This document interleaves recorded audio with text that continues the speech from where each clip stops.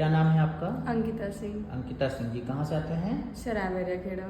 ठीक है, क्या दिक्कत रहा करती थी आपको? पीसीओडी की प्रॉब्लम थी। पीसीओडी की समस्या थी, है ना? जी जब आप हमारे पास आए थे तो आपको ये पीसीओडी की समस्या रहा करती थी ना? जी जी फिर आपने ये इलाज किया था हमारा 23/6/2024 से, जी है ना? जी। फिर कितने दिन दवा खाई थी आपने?